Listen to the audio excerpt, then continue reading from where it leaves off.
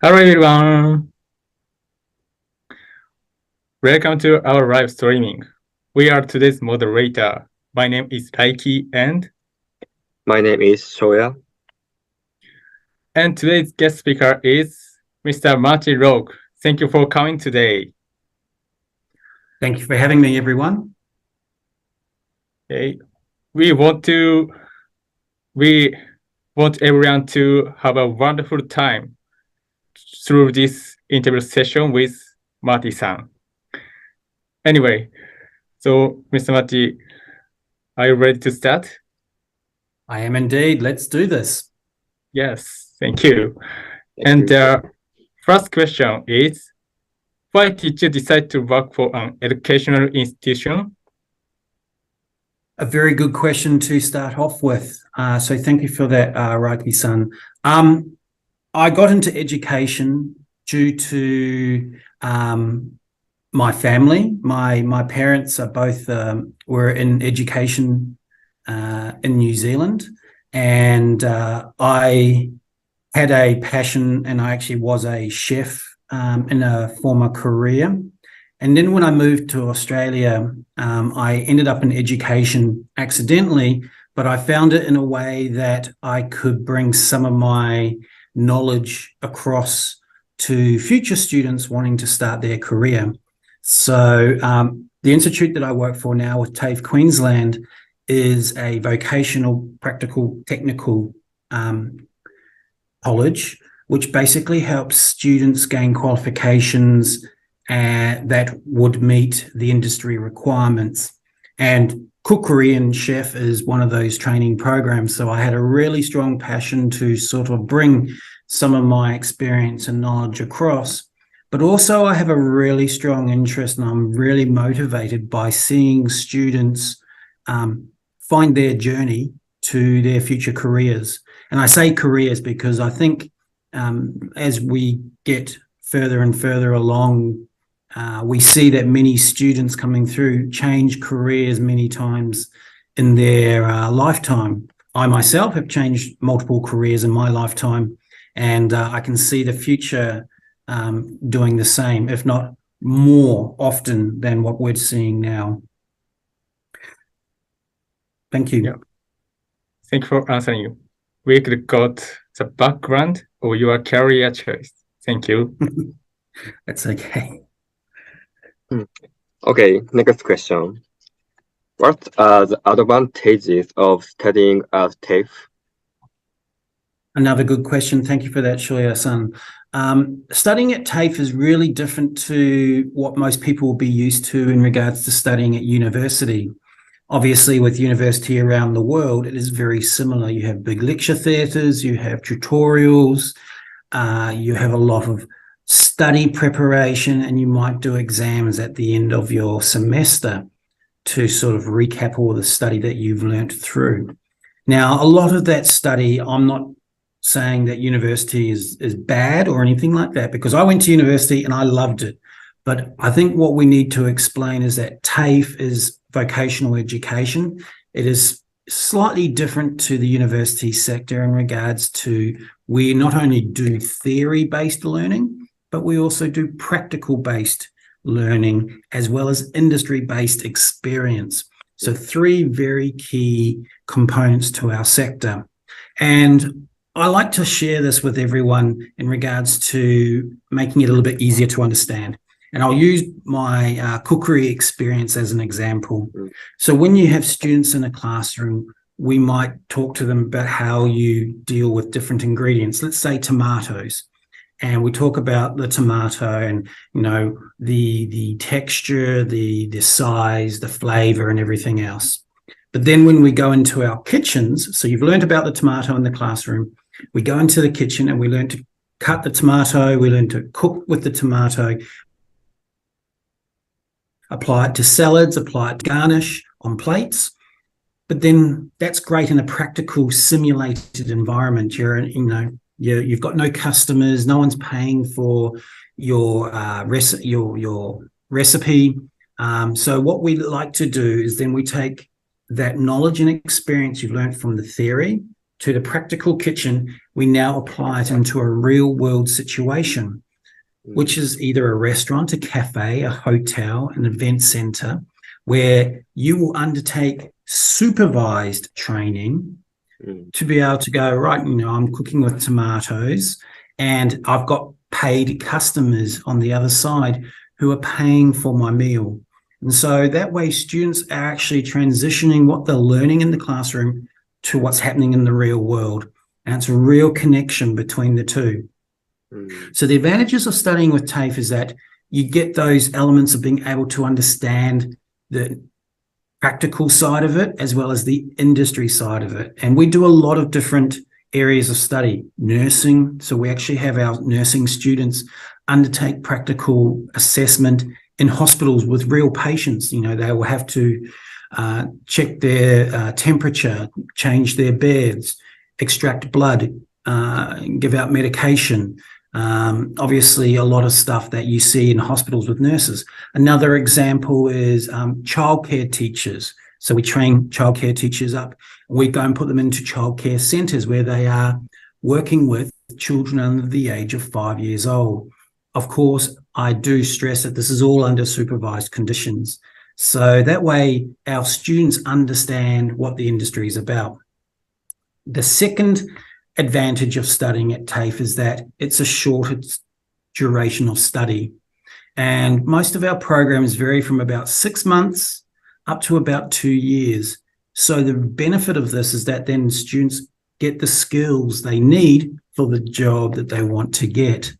And then obviously, you know, the benefit of our Australian system, and I know we've got a few questions that will probably address this later on, but our students can then pathway into university later on if they want to. So there's lots of advantages there, but they're the key ones I'd like to share with you today. Thank you.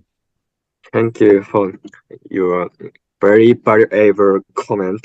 So I believe everyone are interested in TAFE. Thank you. Thank you. Thank you so much. And move on next question. The question is about education. The number of universities in Australia is very small compared to Japan.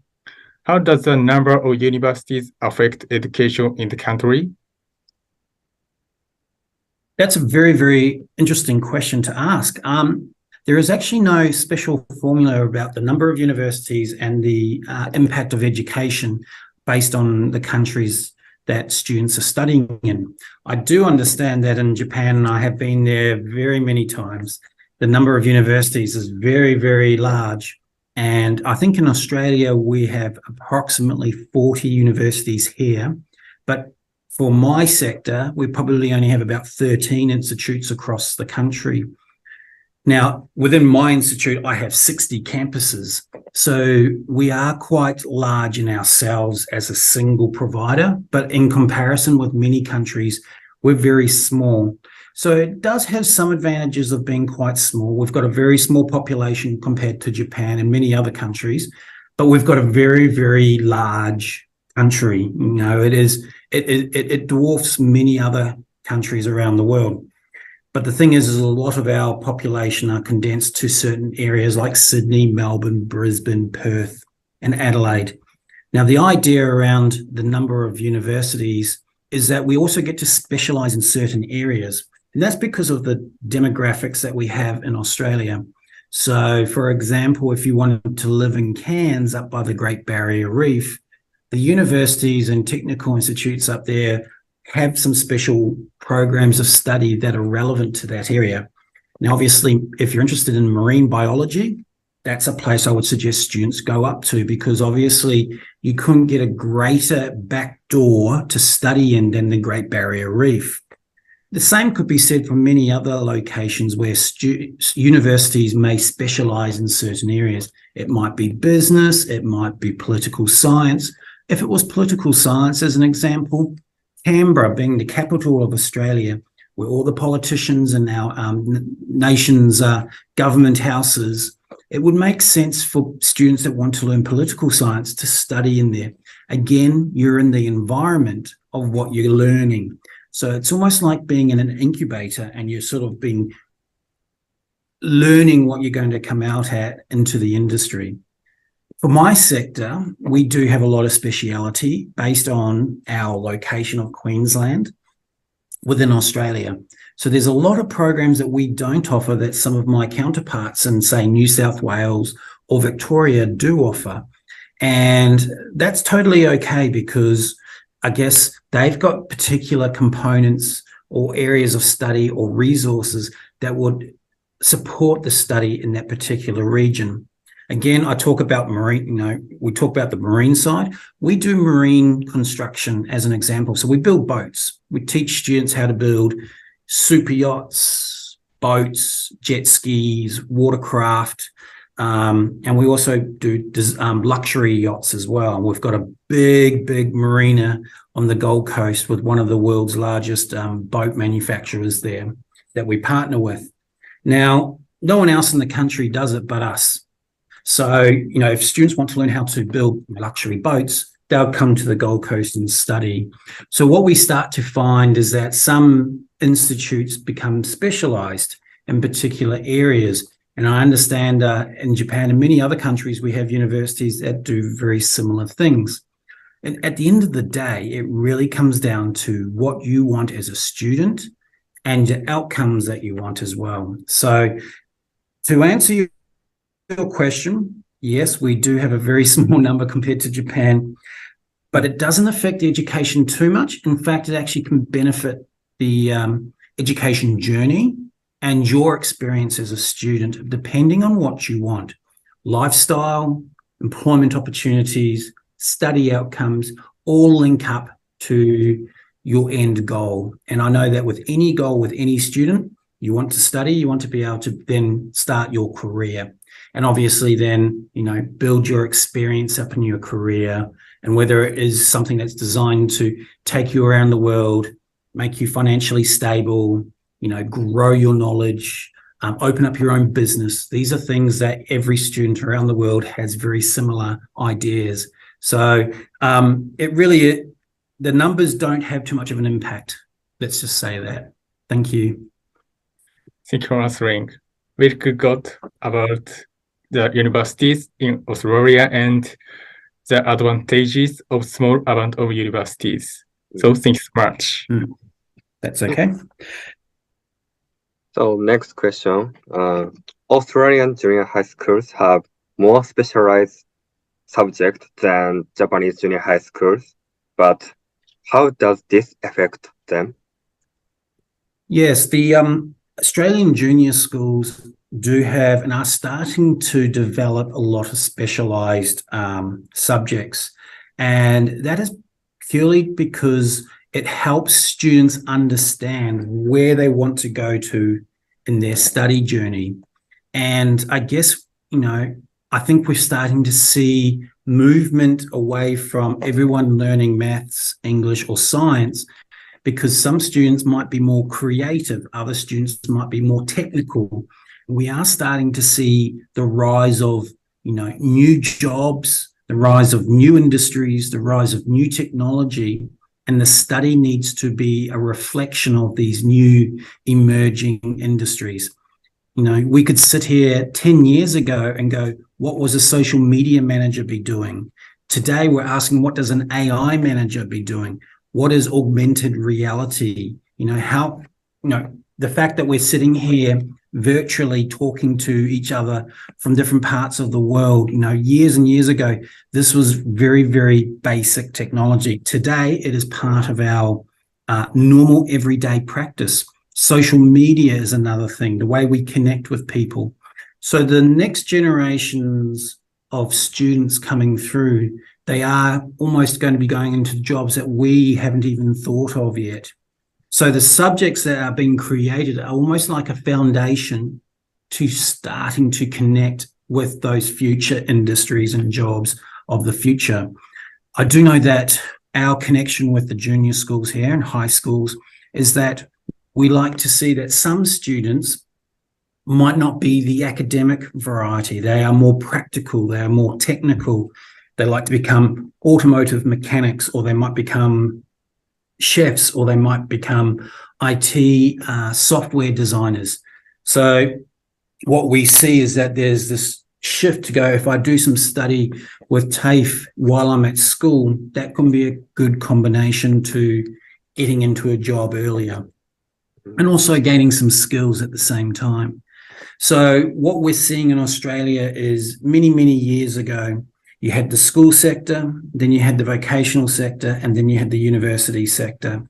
Today, it's a very, very connected journey, and students can take their journey through those three sectors at any part. Obviously, school, once they finish school, they could go to TAFE, or they can go to university, or they can go to one of those two, and then later in life, they can switch it back around and go to the other institute if they want to. It is a really interesting journey moving forward into the future as students have more options.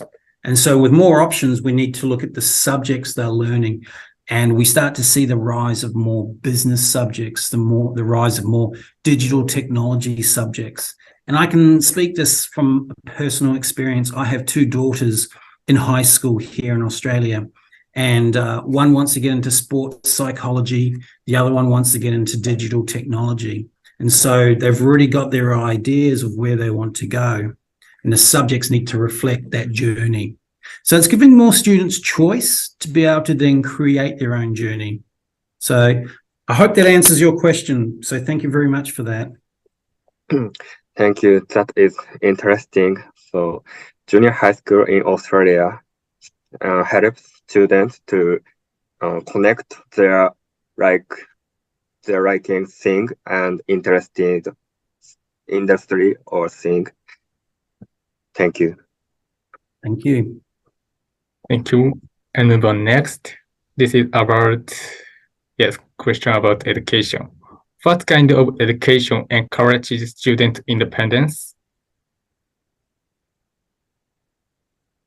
The type of education that we deliver here that helps encourage student independence is really quite unique. And I think a lot of countries are starting to adopt this kind of style.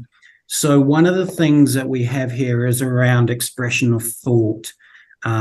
It's not necessarily the teacher at the front of the room telling us how to do things. It's more about, here's a scenario. What do you think we should do with that scenario? And it's a lot of group activity as well as individual activity.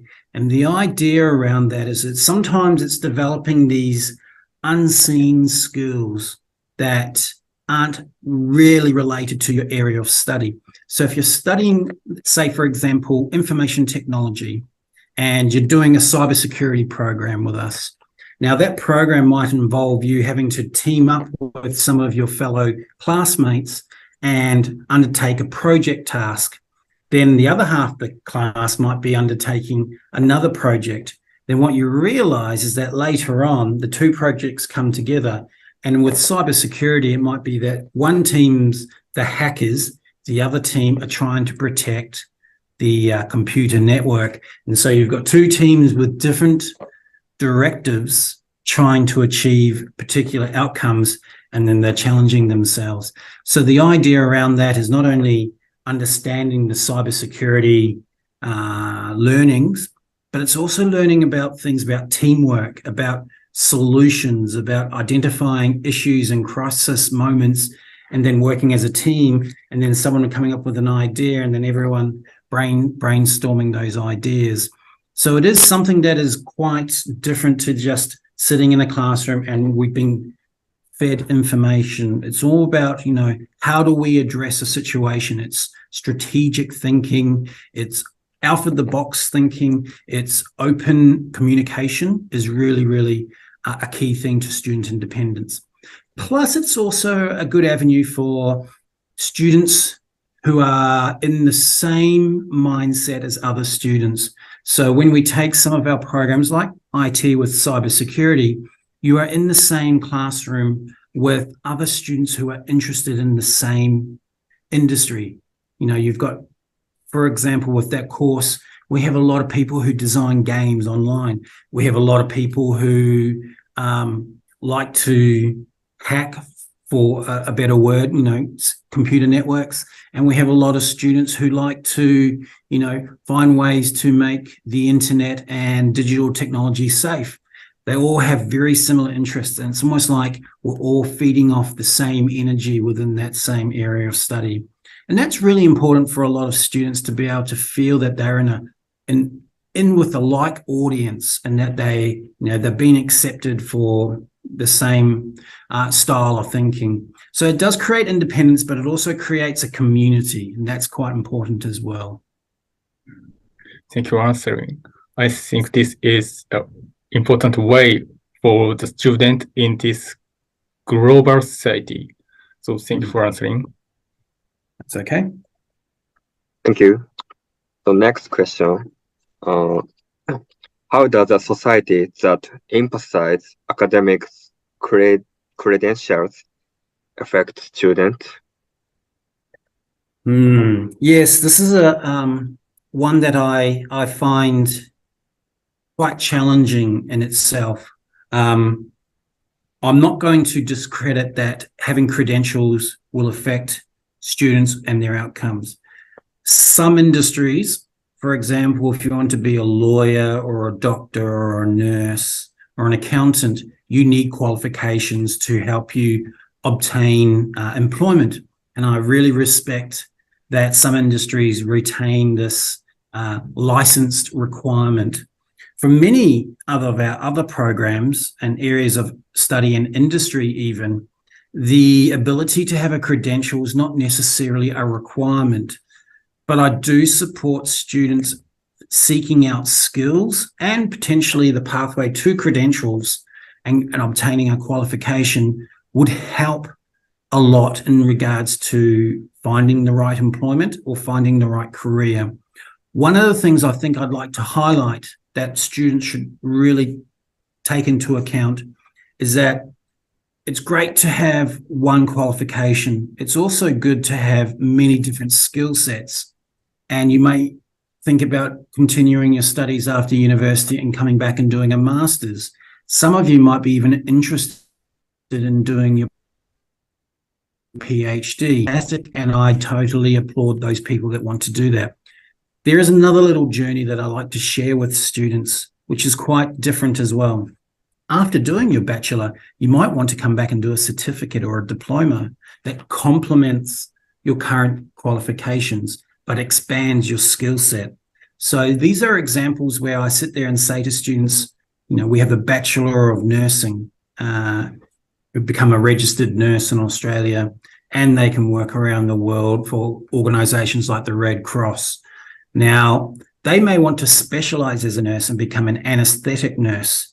And that's quite an easy process to undertake if you're a nurse. But there's also a qualification that we deliver called a Diploma of Anesthetic Technology. Now, these are the types of nurses that before surgery, they'll probably try and put you to sleep so that way you're not awake while you're having surgery. A really, really important part of that process. But, to undertake the study to become specialized in that area, it doesn't take another degree. It only takes a diploma. And so you can add that diploma to your skill set and you can still specialize in the same area of study. Another perfect example might be you are a business degree student and you might be majoring in, let's say, economics. And then at the end of the day, you want to go and set up your own business. Now, you might want to consider doing a certificate in small business management, which gives you the skills of how you set up a business. Things like how do you deal with marketing? How do you deal with sales? You've already got the economics, so the budgeting and finance stuff you probably have a good understanding of too. But then you might want to understand the human resource side of it, the IT, the policy and governance that might need to be required for setting up a business, taxation. But you also then need to figure out how you're going to sell and market your business. And these are different skill sets that you learn that you then add to your, what I call your little portfolio. And so it complements everything that you do. So that way you grow as a person and your knowledge and your learning grows as well. One of the things I always say to students, and I do it myself, is life is full of learning, never stop learning. And that way, keep adding it to your portfolio. And who knows where you might end up. You know, I am probably looking at people here who are going to be world leaders, who might be starting up their own businesses, who will be leading global companies as well as national companies. So, you know, never ever limit yourself. Never ever think that having a credential will stop you. It will enhance it, but also think about the skills that you can develop along the way. Thank you. Thank you. Academic credential is very important, but there is not good thing too. So Japan is strong idea. Yeah. So we should consider it. Thank you. It's okay. Thank you. And so we don't have much time, so maybe this is the last question. Okay. This question is, it seems that education in Australia is well developed, but are there any challenges, and what are they? I'm going to be honest, there are challenges, and I think challenges are global as well as local here in Australia. And I think a lot of it comes down to that sometimes if you enter into a journey of education and study and learning, it might not seem like what you went into is what you expected.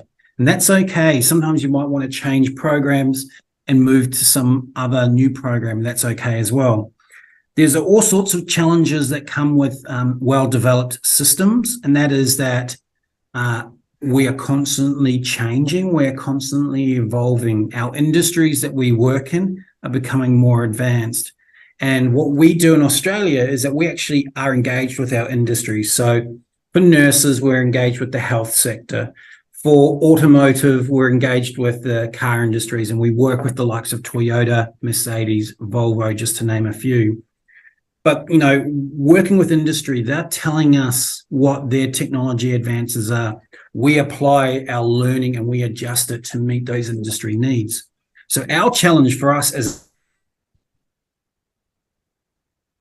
the education front of learning, because also the other thing we've got to take into account is we've got students who are far more advanced in gaining knowledge. The world is open. We're more connected digitally than we have ever been before. And probably that will keep advancing even into the future. So one of the challenges that we have is making sure that we meet the demands of our students. We meet the demands of our industry. Our biggest challenge is bringing the two together and be connected. Our students want outcomes. Our industry want prepared graduates. And that's where we look at going qualifications and experience both go hand in hand. You know, never ever think that any experience that you have in your working life can be dismissed. Think of it as it's adding on to your skills. Whether you worked at a Starbucks, whether you were working in a supermarket, the movie cinema, driving Ubers around, it doesn't matter. These are skills that can be complementary to what you're trying to achieve in life. So there are many challenges. A lot of our students, when they come out, are job ready, and they do seek employment relatively quick. The other challenge, which is also of quite recent, is that through pandemics, through global financial situations, cost of living, a lot of students would like to see great salaries. Let's be honest, we all want to be on a good salary, but we also want the lifestyle. And that's a real challenge in itself as well for our educational needs. Sometimes we like to say to our students, you're only coming in 2 to 3 days a week on campus, but they are spending a lot more time online doing more research in their own time to balance the study load that they've got. Plus, they're trying to maintain a lifestyle, keeping connected with their friends and family, plus working at the same time to meet their living needs. So these are all challenges that we take into account, and we always support our students in numerous ways to make sure that we all have a positive experience, whether you're an Australian, whether you're a Japanese student, whether you're a Canadian student or a Brazilian student. Doesn't matter where you're from, everyone's in the same boat, heading in the same direction. So thank you for that question. I really appreciate it. Yeah, thank you for answering.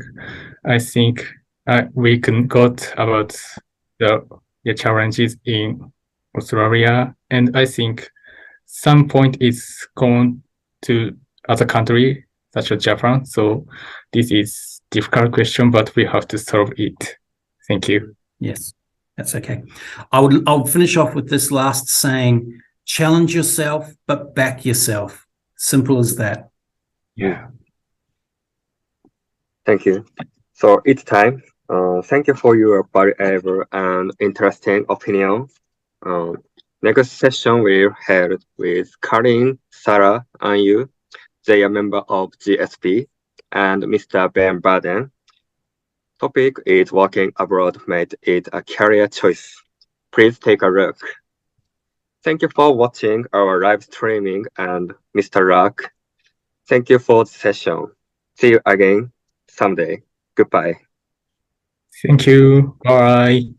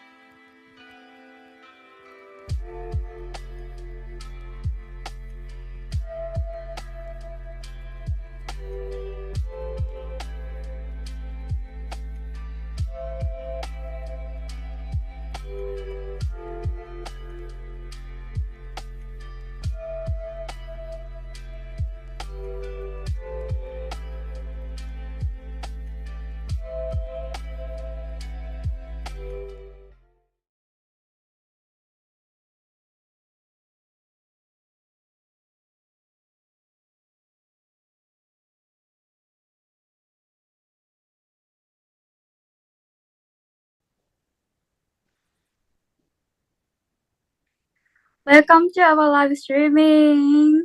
Hello, everyone. Hello. Hello from Hokkaido, Japan, and from Queensland, Australia. Thank you for coming us today. And this live streaming is part of Fireside Chat Down Under edition and presented by Hokusei Gakuen University in collaboration with TAFE Queensland and supported by Synapse. I'd like to welcome everyone viewing this session with these members today. And I'm Karin Maya, please nice to meet you. And Sarah Fukushima. Hi, nice to meet you. And I'm Murakami. Hi, nice to meet you. We are the moderators today. Please nice to meet you. And today here is special guest speaker, Mr. Ben. Please nice to meet you. Hi, nice to meet you. よろしくお願いします。Thank you for joining us today. We are looking forward to meeting you. And in this live streaming, we will talk about working abroad and making it a career choice internationally. I hope you can enjoy this session. Feel free to comment, please. I would like to know your opinion, so please feel free to comment. And as we know, Mr. Ben worked in several Asian countries, and now he works in Australia. So we would like to learn from your experience. So Mr. Ben, could you introduce yourself and career briefly? Thank you very much, and thank you for the opportunity to come and talk with you today. So I am an Aussie, and I grew up and studied on the Gold Coast, that including all my schooling and university. And I majored in business and arts. So I did a double degree in business and arts, and my major in arts was Japanese language and culture. After I graduated from university, I wanted to live and work overseas. So I spent about 9 years in Asia, in different countries in Asia, working and studying. And then I returned back to Queensland, where I live and work now, to start my family. So I started off teaching English in Taiwan and Shanghai and Japan. And then I worked for the Queensland government in trade and investment, helping companies from Queensland do business with companies in Taiwan. And then for the past 10 years, I've worked in universities here in Brisbane, in international partnership development and business development. And right now, I work for the Queensland government, promoting Queensland as a great education destination for international students. So that's a little bit about my career so far. Thank you for sharing this. And I'm curious, why did you decide to work internationally? And are there any benefits of choosing careers globally? Yeah, that's an interesting question. So I think at first I wanted to work internationally because I loved foreign languages and foreign cultures. You know, I'm also interested in history and geography, and I find foreign places and foreign cultures exciting. And so that's why I wanted to leave Australia for a while. When I was growing up, the Gold Coast is not like it is now. It was a smaller city. So I felt that to get out and have more experiences would be a benefit to me. And I thought that there would be more opportunities in bigger cities like Tokyo or Shanghai or Taipei. I was really interested in Asian culture in particular and Asian languages. So that's why I chose to work in Asia. And you asked about the benefits, right? The benefits of choosing international careers. Well, of course, you can develop your language skills if you're interested in foreign languages. You can develop your intercultural communication skills, which I believe are very underrated. To be able to talk and communicate effectively with people from different backgrounds is a skill. And from working and living overseas, you really get a chance to develop this skill. In fact, you have no choice but to develop this skill. And I've found that studying languages and working overseas helped me develop the skill of listening.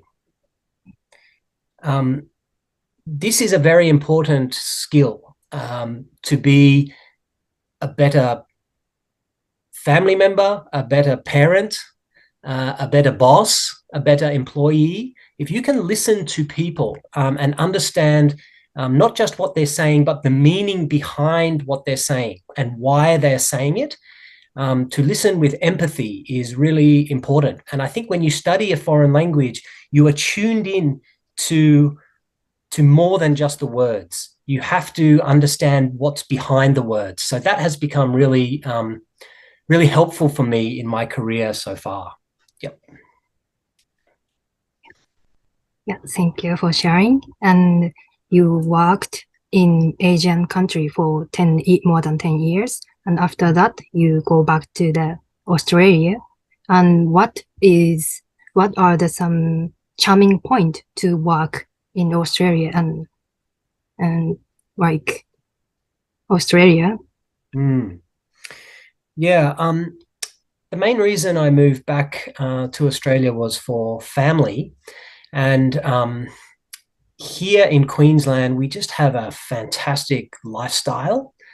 Some of you may have been to Queensland in the past, but the weather is incredible, the space, you know, a lot of people talk about the beaches, but we have rainforest as well.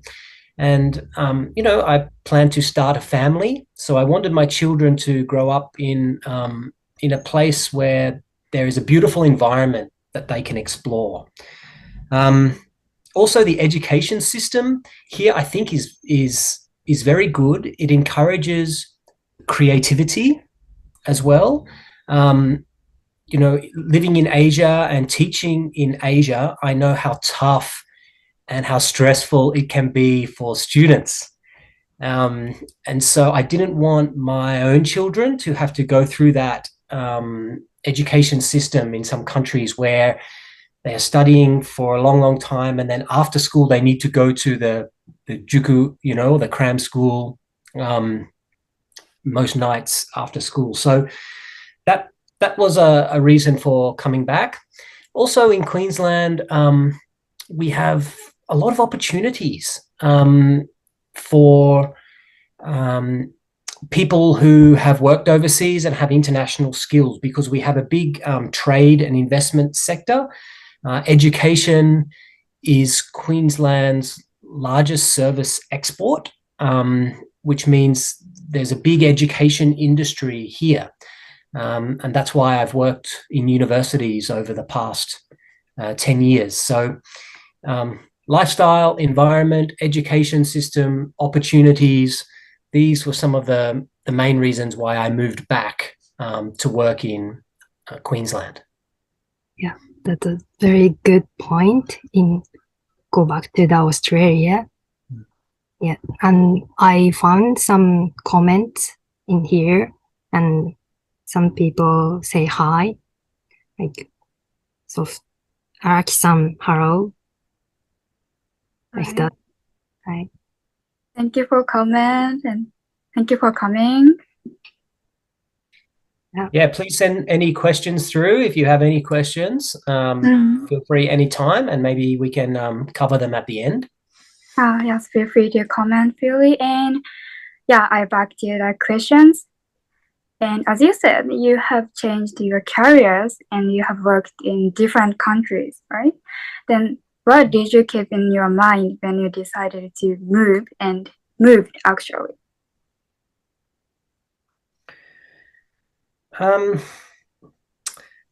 Look, of course, there are the very practical things, right? Like money, salary.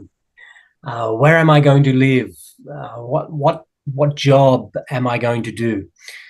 So one tip that I would give, for me personally, I am a bit more of a conservative person in some ways. So I always found the job before I moved.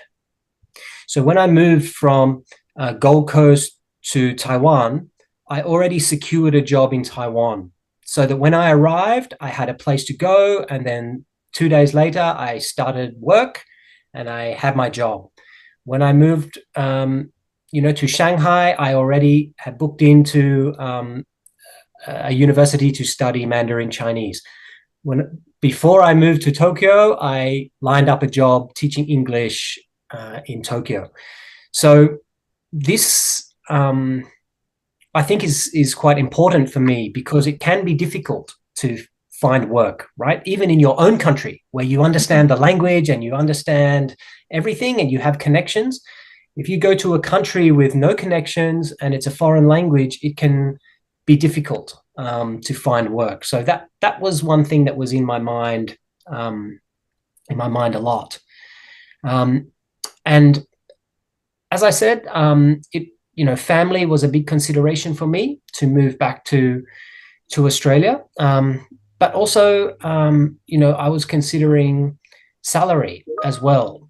In some countries, depending on the value of their currency, the same type of work can pay a lot more or a lot less than your home country. So for my industry, one of the reasons I decided to come back was because the salary in Queensland or in Australia was quite competitive compared to the same type of work in the Asian countries that I lived in.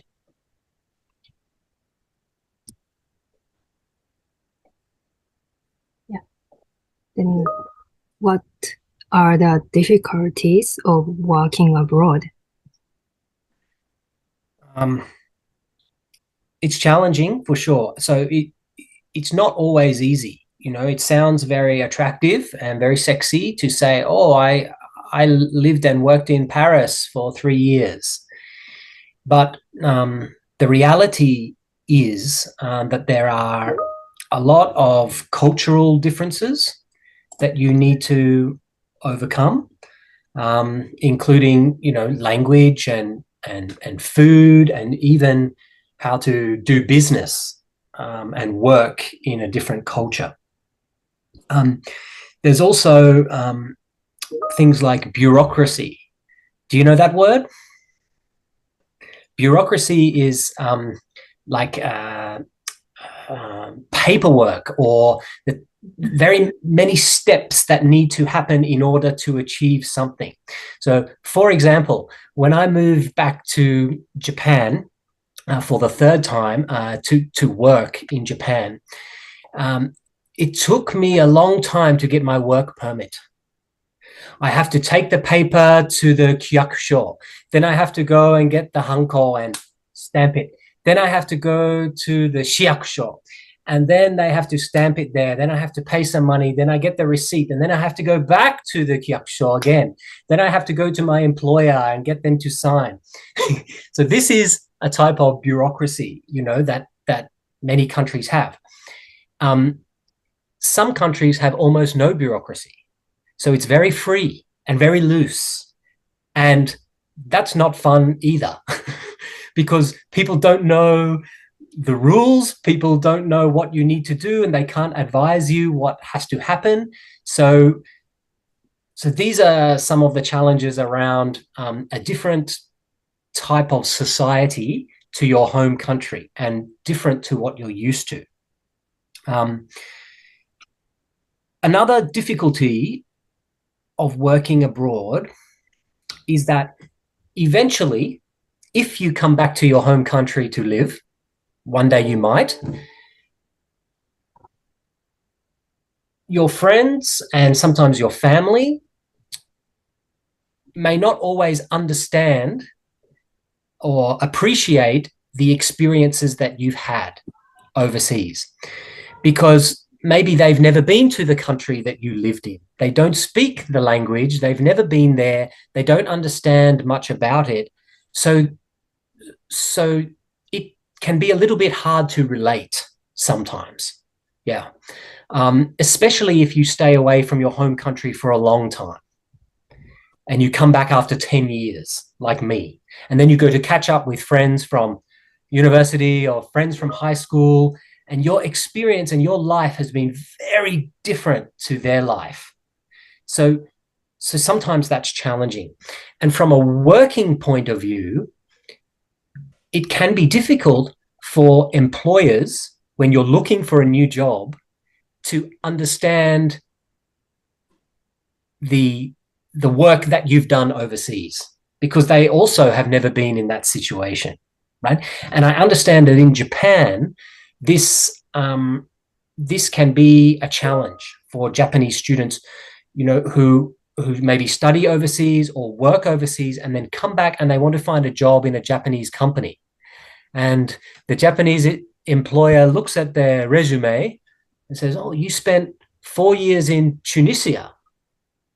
Oh, and they don't know what to do with that information, right? Even though you had excellent experience there and, you did a lot in whatever industry you were working in, you have good experience, but they just don't know how to process that or compare it to a Japanese person who went to a Japanese university and then went to entered the Japanese company and has been working there for the last 5 years.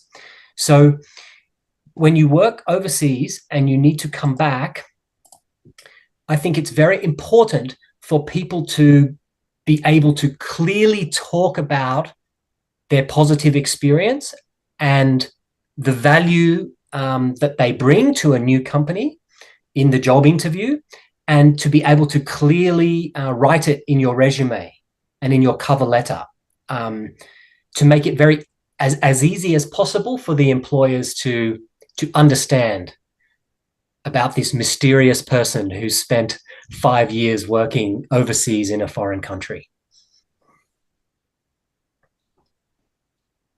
Yeah, sharing good experience will help around people understand what you experience in the other countries, right?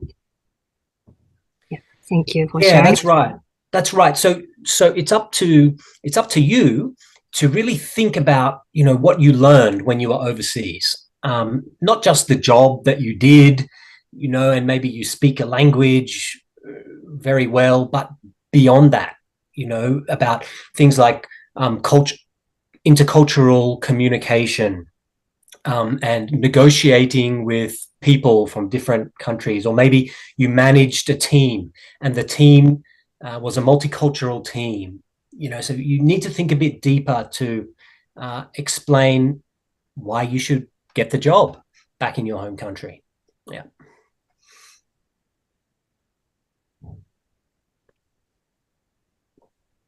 Does that make sense? Yeah. Yeah, great.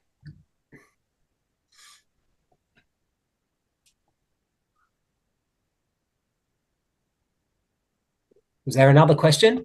Did anyone want to ask another question? Yeah, then what kind of things, such as mindset or characteristic, is needed to be active in the world?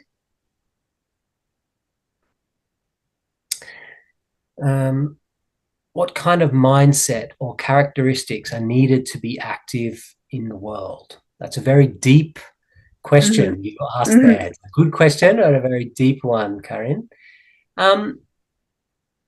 So I would say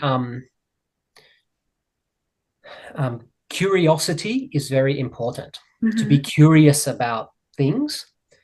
If you're thinking about studying or working overseas, I think you need to keep an open mind and develop your tolerance, right?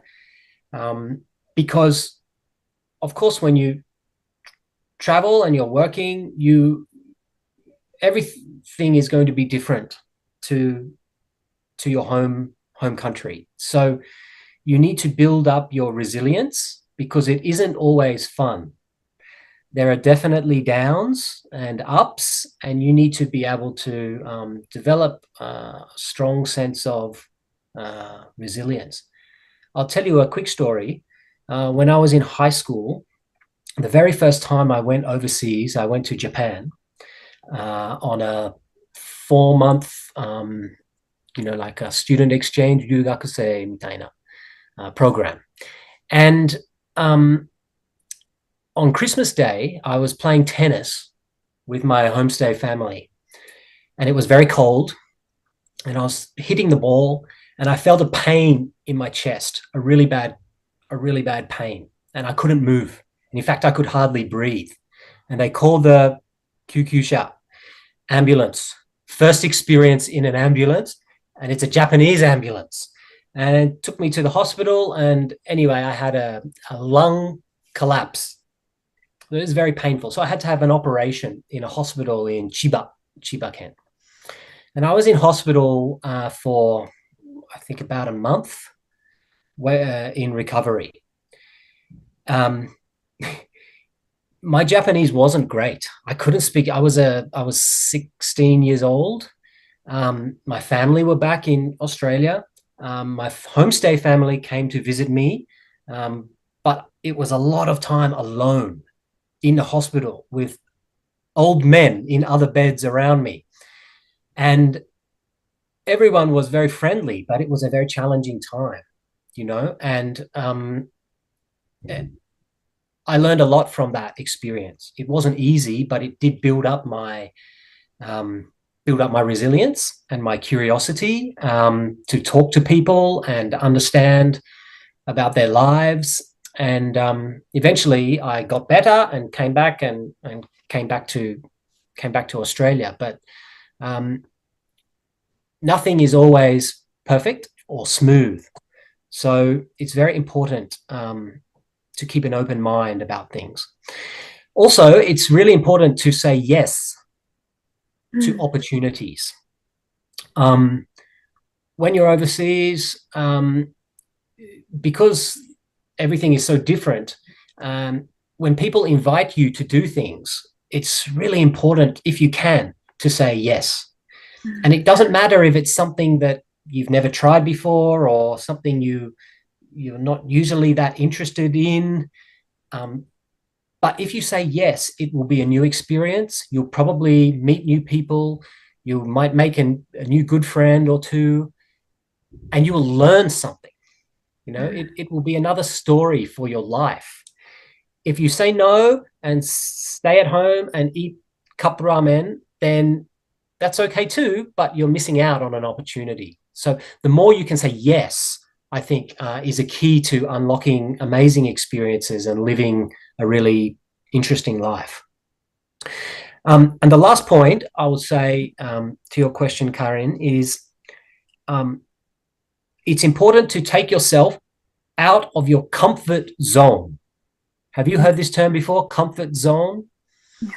Yeah. Your comfort zone is, where you feel things are comfortable and quite easy and predictable. And in my life in Australia, I had a very good life, but I decided to take myself out of my comfort zone after I graduated from university. And instead of going straight to Japan, because remember, my major was Japanese. I'd been to Japan 2 times already. My Japanese was quite good. I had many friends there. But I thought, if I go to Japan directly, I probably won't leave Japan. And the world is bigger than just Japan. And even though I love Japan, I'm going to make a stopover somewhere different in Asia. So I decided to go to Taiwan first. So I went to Taipei, and I planned to stay there for 1 year teaching English. In the end, I stayed in Taipei for 5 years. And then I went to China, went to Japan, and I came back to Taipei for another 3 years. So my whole life changed direction on that decision to take myself out of my comfort zone Japan and Australia were comfortable for me, but I decided to go to Taiwan. I didn't speak any Mandarin Chinese, not one word, just ni hao. That's it. I had no friends. I had no idea what I was doing, but I just wanted an adventure. And now my wife is from Taiwan. My children are half Taiwanese, and it's one of the best decisions I made. So yeah, I would consider those points. Be curious about life, keep an open mind, say yes to opportunities, and where possible, take yourself out of your comfort zone. Thank you, Mr. Ben. We learned a lot. Yeah, we have to say yes first and keep trying. Exactly. Yeah, and it's almost time. Yeah.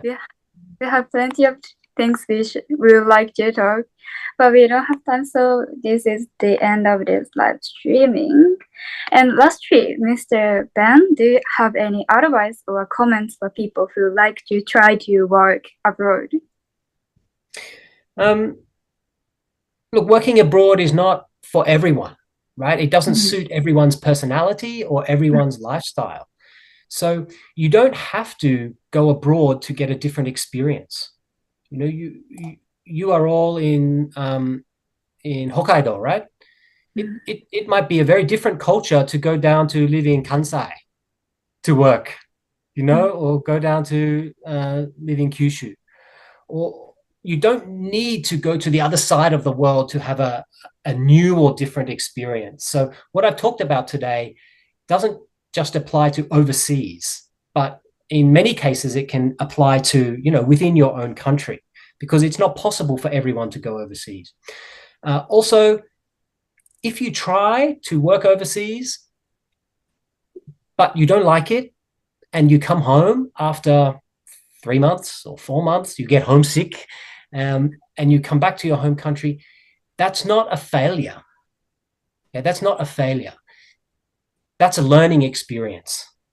And it doesn't mean that you can't do it again in the future. It's all experience and it's all learning. So if you're planning to go abroad to work, you don't have to think, oh, I need to be there. I'm going to be gone for 2 years or 3 years or 4 years. That's not the case. I know lots of people who have gone overseas and then come back after 6 months to their home country, and then 2 years later they go to a different place again and stay for a long time. You know, so just keep that in mind. It's not a failure if you don't stay as long as you thought you might stay. It's all just about learning and living life and enjoying your time. Thank you, Mr. Ben. All of experience are great thing for us. So finally, we would like to share the information. So Sarah, please. Yes. Finally, we would like to share information about the next live streaming. And this, as Karin said, this live streaming is part of a Fireside Chat Down Under edition and promoted by Hokusei Gakuin University in collaboration with TAFE Queensland and supported by Synapse. And in 30 minutes, the next live streaming will start, and the guest speaker, Mr. Amish Patel, and 3 university students will talk about TAFE Alumni Spotlight. So please join the next session as well. Yes, please join us if you have time. Thank you, Sarah. And did you guys enjoy this live streaming? Yeah. Oh, I enjoyed it. Thank you very much. And congratulations on a very interesting program. I've been following along on LinkedIn and watching the live sessions. So congratulations. And if you want to reach me, please feel free to connect on LinkedIn. Yes, thank you. And I hope all you enjoyed this session. So thank you for coming today, Mr. Ben. It was such a great time. Thanks for having me. Thank you. And thank you for watching this live streaming, everyone. So we will finish this live streaming. So see you. Thank you for today. Yeah.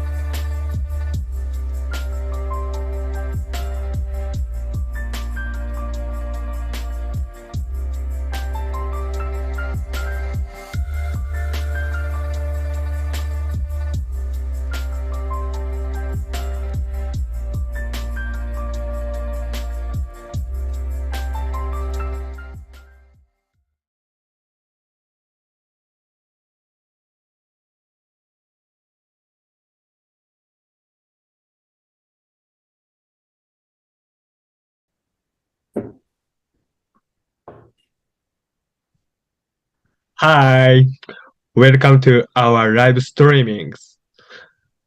My name is Atsuki, moderator. Here with me, Raiki Hi. and Lina. Hi. We are Global Skills Program of Hokusei Gakuen University, Japan. This time, we talked to Mr. Amish Patel, TAFE alumni and group service and CRM manager at the Toyota Tsusho South Pacific Holdings. We welcome all our viewers to this session today. So let's start the first question. We are some of the skills we are acquired as TAFE that are most useful in the field you are currently working in.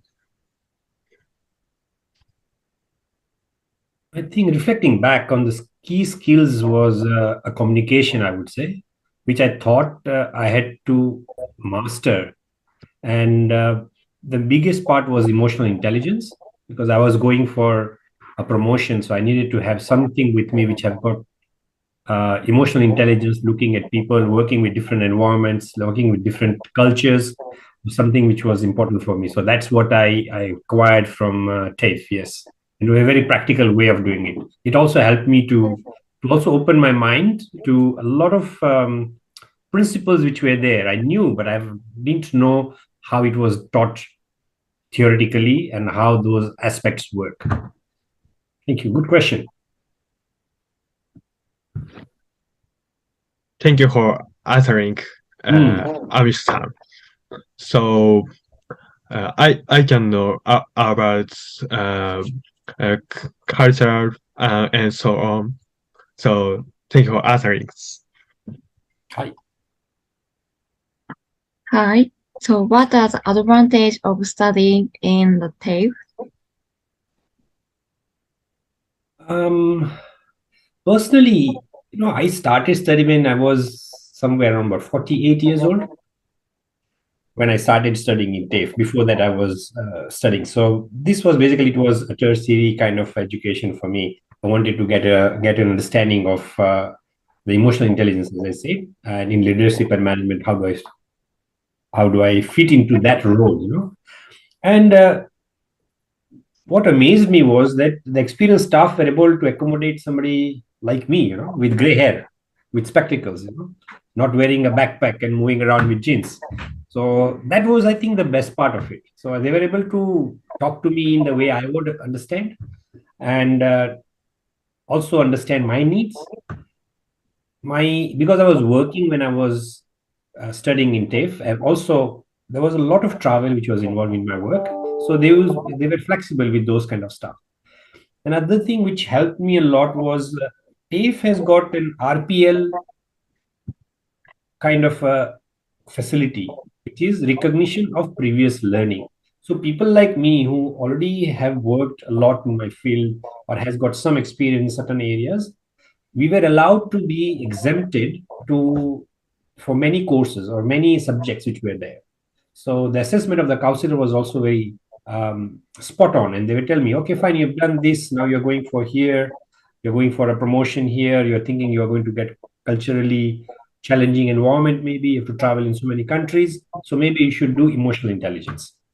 So that way it was very helpful for them to guide me in TAFE, even at my age. Yes, I was not a normal student, I was old. So I understand. So there are so many advantages so in the TAFE. So I'm interested in the studying TAFE. Thank you for your answer. Thank you. And thank you. And let's move on next question. And what was the most decisive factor in your choice of your company? Oh, well, that takes me back almost 20 years. That's when I joined Toyota, the current company, and then I have moved from one country to another, one region to another. I was in Africa. I was based in Africa, and then I moved to Australia. So going back at that time, I think what working for me in Toyota was the key principle was, I think, the management style and Kaizen culture was very important for me because they were always thinking of change. And any company which talks about change is the one which is a strong company, can survive better. Because what we were told was that Toyota is not considered as a job for life, but life full of jobs. That is kind of a motto in Toyota when you go in work with them. So you have to find new things, challenging things for yourself to keep yourself busy. Don't get bored in doing only one thing all the time. And because the culture of Toyota has got changed so much inside it, you always get something new to do. Yeah, So thank you that for was, I think, answering. a very key for me because I was young. I want to learn new things. I want to develop in new areas. So if I get into a company which doesn't change a lot, then I will also limit myself. Mm. Yeah, thank you for answering. And your thought is so important for young people who are looking for the jobs or anything. So, yeah, thank you for your opinion. Glad to be of help. And next, move on the next question.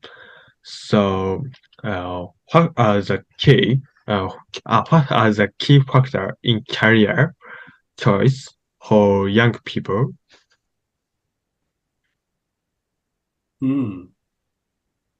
That I would say there are quite a few factors. There are personal factors, your education background, your family background, which location you are. Definitely, all of those influence your thought process. When you're thinking, I want to join this company, all of those things become very important. You cannot isolate them as well. They are all connected to some way. And if I don't want to go very philosophical. I don't want to become Socrates or Plato, but I think there's a concept in Japan which is called ikigai. Yeah. Yeah. The reason of being. Why am I doing this? So sometimes something like that, I don't want everybody to become philosopher, but I'm saying sometimes ask yourself, where do I fit well? What is the thing which I wanted? So I can give you my example was I wanted to join a company which is dynamic enough to keep on changing. So I joined Toyota. So those are the things which you have to understand. Look at the history of the company, research yourself well, participate in forums like this, talk to people, they share their ideas and stuff like that. That makes it easy. And lastly, I would say keep an open mind. Everybody the young people are quite impatient at times. I want change. I want to do this. Have a bit of patience. Don't just say that in 2 months, 3 months, oh, I don't fit into this company. Because it will take time for you to settle down. And that's what I would say. Yeah. What excites you? Some kind of bit of ikigai kind of stuff. What excites you? Go for that. And be adaptable. Make sure that your soft skill is more important at times than your technical skills. How well you adapt, how will you talk to people, how you communicate. That is more important. Thank you for answering. So, of course, factor has education, so location, and so on. So, but ikigai is important. Yes. I can know about ikigai is important. Yes. So it's very interesting. I'll move on next question. So what type of people do you think would make your company more successful? Right now, I think COVID has made a big impact in all industries, everybody's life, employer, employee, supplier, vendor, support, people who sell you tea, everything. So I think adaptability is one of the key things. You should be able to be resilient. You should be good enough, strong enough to see the change. And for being adaptable to change, looking at, we were talking to people every day. You were high-fiving when you're meeting, and suddenly COVID came and you just had to sit behind a screen and still work, still keep motivated, talk to the same people over the phone, but you used to meet them personally when you were working in a company. So those kind of things has become very important, that the softer side of it, mainly you have to understand that you should be able to go into a company where the people I want in a company is they're more social, they're teamwork kind of people who can adapt to change, who can embrace change. They become a very big asset to the company. So yeah, I think that is one of the key part. They should be, because things are changing very fast. I would like to see anybody in my team who should have friends in the company, say, okay, let's go for a beer in the evening. That kind of is very important because of this situation we are in. You have to be very social. You have to be, your communication, your softer side of it has to be very strong. Then you can make good company, then you can make good work. Yeah. Thank you for your ideas. So successful people, so never give up, so changing. Yeah, thank you. And let's move on next topic. And do you think that someone who studied liberal arts instead of science can work in the field of IT or automotive development? Liberal art, so design, art. I would look at one aspect. I will not go into performing arts and stuff like that, but I would look at one aspect, which is design, for example. Yeah. So design is a very creative part of it. A person has to understand colors, has to understand concepts of shapes, how it reacts with people, how people look at a shape, how people look at a color, and what excites them. So those kind of stuff, if I look at, I think, yeah, okay, let me put it this way. The world has changed, There is no more silos of education that you are a lawyer, you only do lawyer kind of stuff. You are an engineer, only do engineer kind of stuff. You are a art person, you only do art. Everything has changed, Cross-skilling has become so important. So, and what has happened with that is technology has also made it easier. Previously, if I want to learn to know anything about law or any laws in any country, I have to talk to somebody, I have to know somebody, I have to go into a library and research. But now it is not that difficult. You can understand the concepts very easily. E-learning has become, I think, the most common thing everybody has done through COVID. What has happened is everybody has gone on to learning through Zoom and Team, and yeah, all of those things has become very common. So I don't think education itself has changed. So I don't think those silos which were there, those boundaries which were set previously are there anymore, or they become a bit less now. Because all of you, I can see here, nobody's like with me with gray hair. Everybody has access to computers. For you to get information is so easy, very easy. And since now IT has become so important, how a web page looks, how an app looks, how a smartphone looks, how does it look? Like, how does it look exactly? The feel of it. How is the web page? What are the design? What are the colors there? They make a lot of sense, and without a web page, without an app, without having a good looking laptop or something which is aesthetically good, you cannot think of it. And looking at automotive, which was the second part of your question. So in automotive, what has happened is couple of things, I would say. One, design has become so important, or creative side of it is so important now, more than 20, 30 or 50 years back, was the materials which are used to make a car, the outside of it and everything has become more easier. You can get them, different kinds of materials you can get. The plastic has become 3D printing is becoming easier. And also what has happened is that cars are getting, you can see the screens are quite big now, inside the car. So all of those needs to have been part of the design. You need to know that how that screen looks like, how does it talk, how can I interact with that screen becomes very important. So automotive also design is taken over. So anybody who is in art section, for them to go into automotive design, cars and stuff like that, It's easy. They should actually. They should look at that way, I would say. Thank you for your opinion. And I think, yeah, it is important for both IT and automotive for technology and design. So both people who studied liberal arts and people who studied science is also they can Yeah, play a easy. role. Yeah, it's because it is crossed. So Correct. yes, it is. And IT has made it very easy. You know, I can get information by Chat GPT. Can tell me how to do a coding. Easy. Yeah, Either way. yeah. Yeah, thank you for answering. To move on, next question. What are the benefits of accepting intern for a company? Interns are basically, we are looking at Gen Z, Gen X. When they come with an open mind. They are young, they've got energy, you know. So when they come into a company, I think they change a lot of stuff. I would say one key thing, like a little bit experience from my own team and my own company. When interns and new people join in, they adapt to change much faster, especially the digital side of it.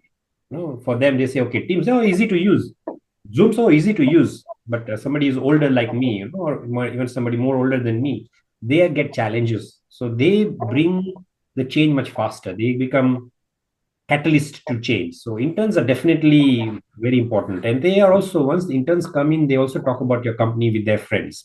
And you need your company to be seen as a very good employer, you know. So if they come in, they talk about your company. So it is good to attract good tech talent. So interns definitely are important for a company. Huh? Oh, thank you for answering this question. So I can know ours. The company is the intern is company is very important. So in internship have to need skills, energy, or experience, and so on. So thank you for answering. Interns, you know, they challenge us many times. I've got a new person, they will challenge me. Amish, why are you thinking like this? This is the new thing. So when that kind of challenge comes to me, not in a bad way, challenge is not a bad way, I'm saying, but challenging, but just thinking that, no, why don't we do it this way? So it helps me as well as a decision maker of a team or a department. Okay, let's think it this way. So it helps me to move with time. So interns are important, no doubt. Challenge. So I wanna challenge intern after this session. So thank you for answer. I have a question. So, what do you think is the best form of employment for today's society and people? Sorry, just best form of employment.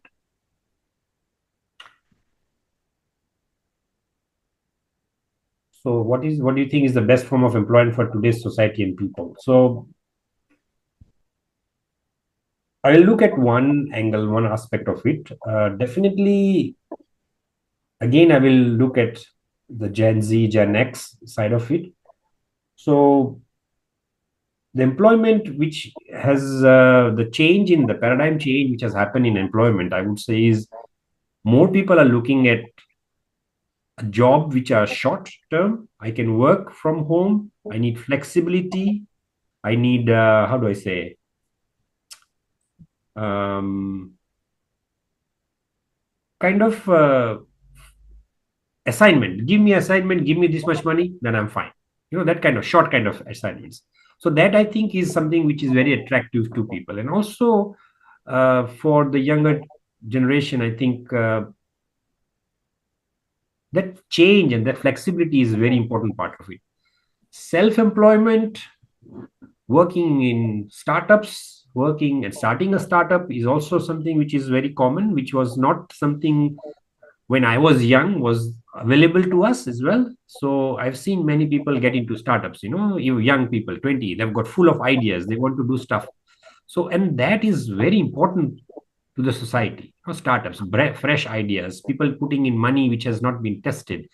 That it becomes, how do I say, it changes stuff exponentially. Every field changes very fast when you've got people who are going to destabilize the older stuff, the disruption which happens. So startup also is an important form, I would say, employment in the society.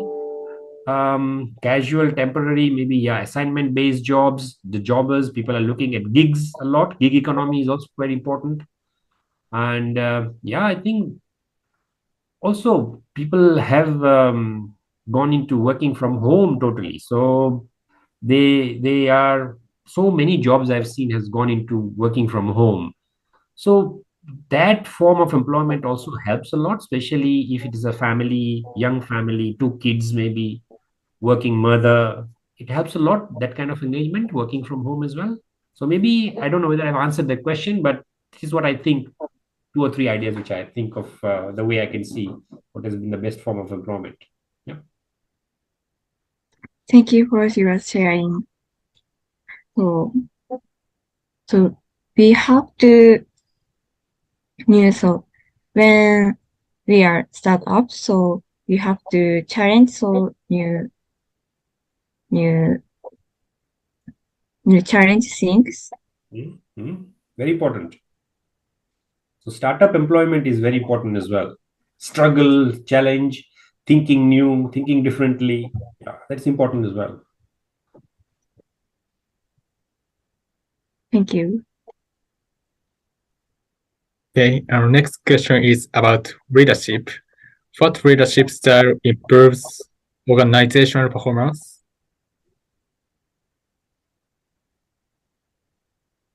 I have to ask myself, I have to look at a mirror. Okay.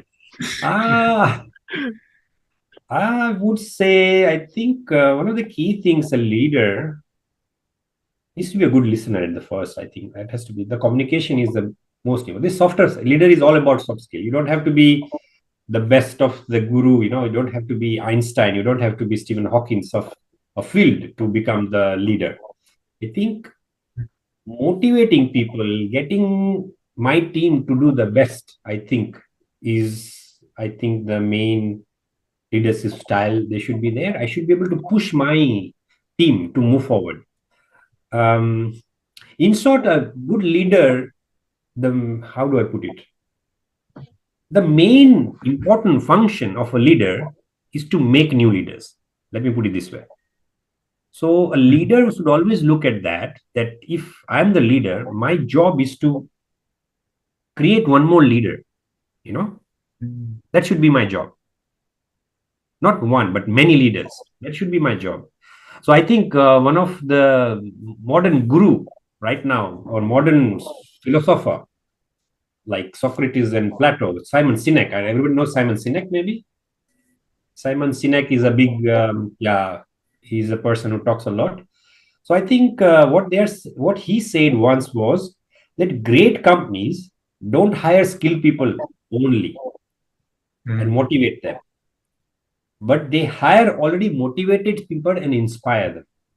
So for me, I think to get that kind of people will be the key thing for my role, to get somebody who's motivated, who wants to change things, who wants to challenge me in a respectable way, but who doesn't have a lot of, how do I say, in Japanese term, it's called ikken, fear, a lot of, he's ready to change stuff, So I think maybe that is the main thing we should be looking at. Somebody who is, so a leader who allows people to do that, I think should be the best. Especially now, things are changing very fast. If I cannot rely on my team to change things fast and challenge everything, almost not everything, but most of the things, and tell, no, I want to do it this way, and I had to support him. So that will be the best part of leadership, I would say. Yeah, thank you for sharing. And I'm also feel strongly that motivating people is very important for leaders. So, but I think it is difficult to motivate to people because we have to get to know about the team members well. So how to know the members' information? True. Yeah, I think if you want to know a member, how to get what he's aspiring, I think it goes back to the same soft skill as a leader. You have to talk to the person. That's it. It's open, open mind. Open mind, yeah. Use this less, use this more. Listen more, talk less. Yeah. That is the reason I think God has given us one mouth and 2 ears. Yeah. Listen more. Yes. That is, I think, one of the key job of leaders. Yes. Yeah. Thank you.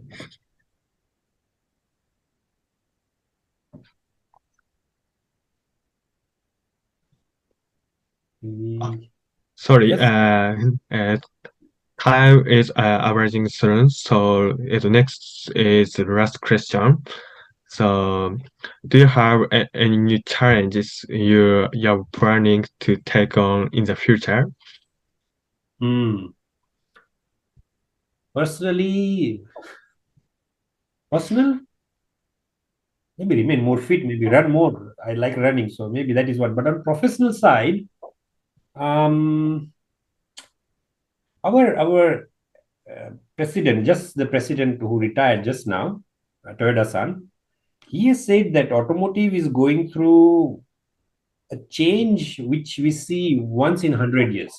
So it's that big a change.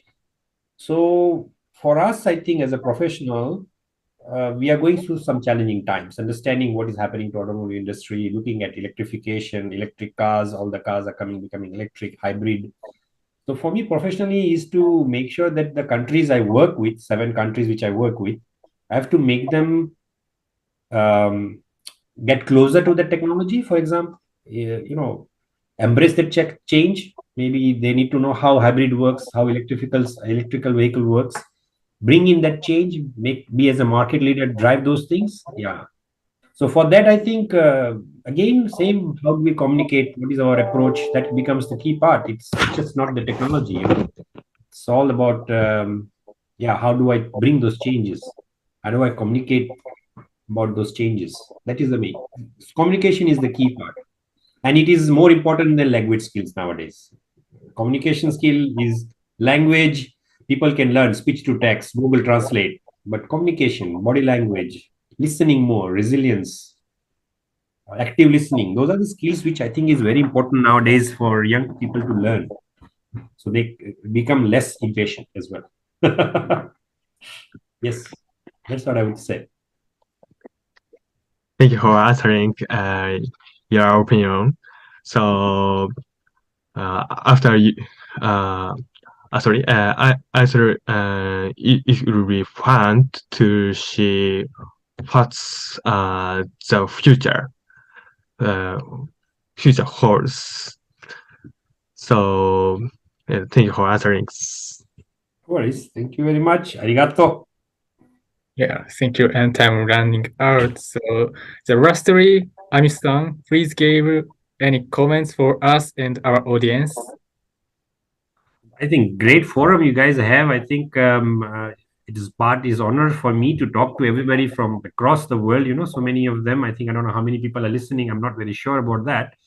But yes, it was good to share. Whatever I've learned through my life in Australia, Kenya, and even Toyota, especially. I think that company which I'm working for, it changes a lot of things for me. Yeah.